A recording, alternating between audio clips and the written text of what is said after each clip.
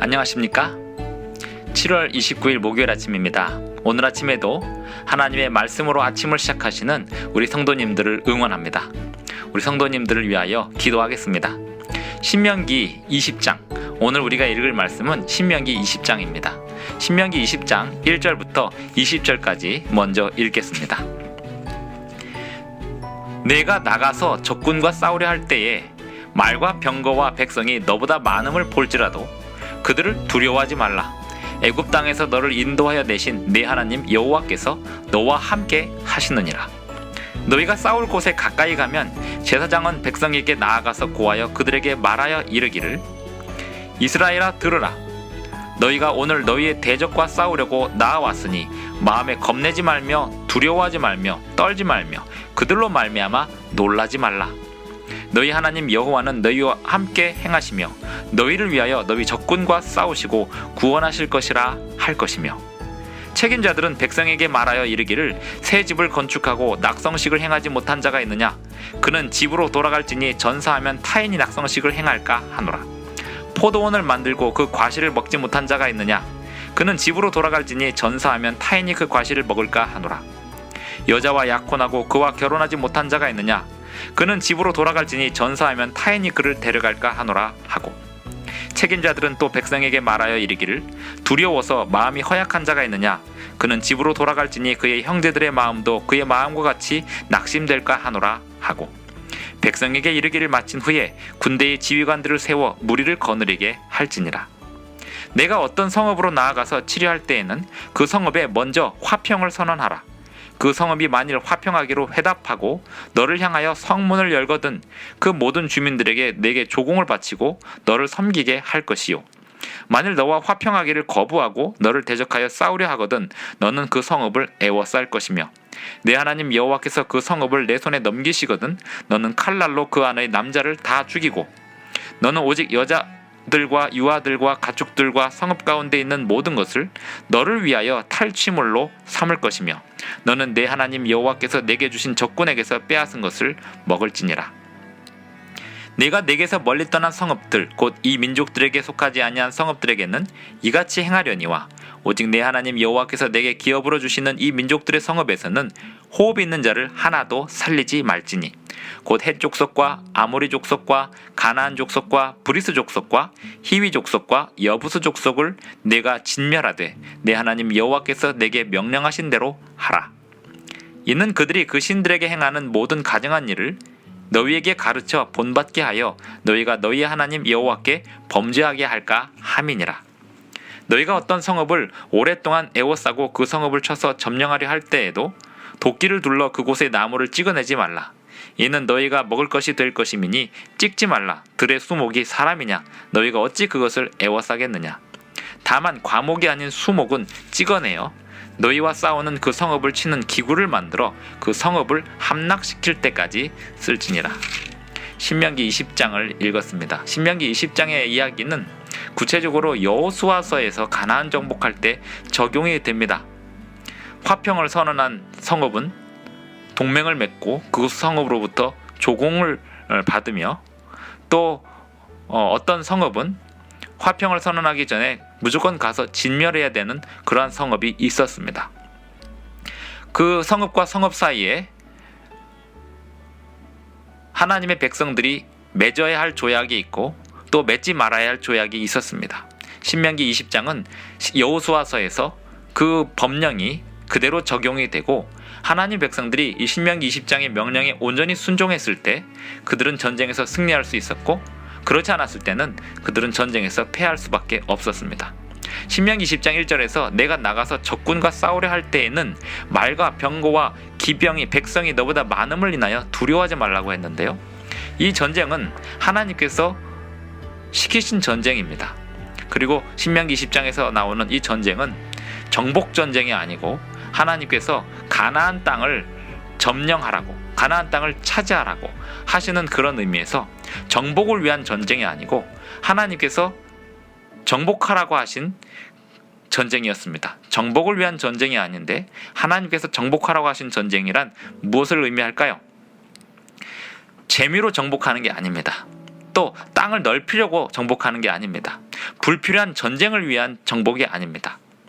하나님께서 이스라엘 백성들을 위하여 주신 그 땅은 가나안 땅에 해당이 되었는데요. 아브라함에게 말씀하시기를 아직 이들의 죄악이 관영치 아니하였으므로, 죄악의 잔이 다 차지 아니하였으므로 아직은 너에게 이 땅을 줄 수가 없지만 이 땅에 죄악이 차서 이 땅의 백성들이 심판을 받을 수밖에 없게 될 때 너희 후손들이 이 땅을 차지하게 될 것이라고 아브라함에게 이미 약속한 바 있었습니다.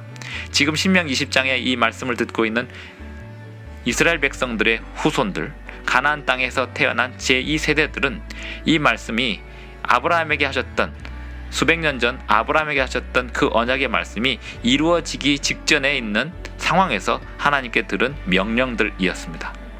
하나님께서 그들에게 땅을 주셨습니다. 하지만 그들은 하나님이 주신 땅에 가서 전쟁을 치러야 했습니다. 하나님이 가라고 하시는 곳에 가서 전쟁을 치르는데 전쟁은 얼마나 무서울까요? 전쟁은 생명을 내걸고 하는 전쟁이기 때문에 두렵지 않을 수가 없습니다. 병거와 기병과 백성의 숫자에 따라서 두려움을 느끼지 않을 수 없었습니다. 하지만 하나님께서 그들 앞에서 적군을 물리쳐 주신다고 하는 것을 믿을 때 두려움 없이 전쟁에 임할 수 있었습니다.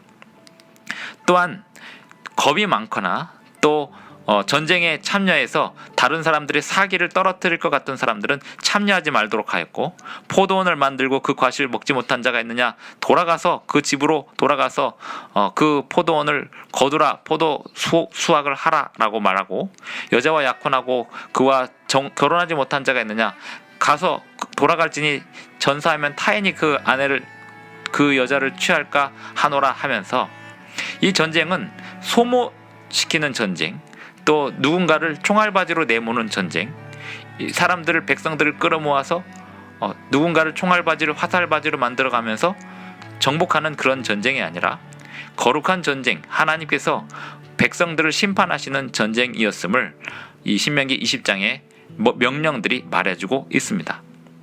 하나님은 백성들이 두려움 없이 하나님의 일을 수행하기를 바라셨던 것입니다. 하나님께서 그들에게 주신 땅이지만 그들이 그 일을 두려움 없이 전진하기를 바라셨습니다. 사람이 사람을 보면 통계와 또 무기와 또 기술을 보게 됩니다. 하지만 사람이 하나님을 보면, 창조주이신 하나님의 능력을 보면 두려움 없이 사람을 두려워하지 않을 수 있으며 환경을 탓하지 않을 수 있으며 과감하게 전진할 수 있습니다. 하나님의 백성들은 하나님이 하라고 하시는 일을 하면서 그것을 전쟁처럼 치러야 되는 상황이 된다 할지라도 두려움 없이 전진하는 것이 하나님의 백성들의 사명입니다. 그리고 그 모든 전쟁을 지혜롭게 하나님 말씀에 순종하며 치러야 했던 것처럼 오늘날 매일 아침마다 전쟁터 같은 인생을 향해 나아가는 모든 하나님의 백성들은 날마다 하나님이 주시는 지략과 지혜를 가지고 하나님이 하라고 하시는 일들을 수행하는 가운데, 그것이 비록 전쟁처럼 두려운 일들이라 할지라도 과감하게 하나님의 말씀을 믿고 전진해야 하였습니다.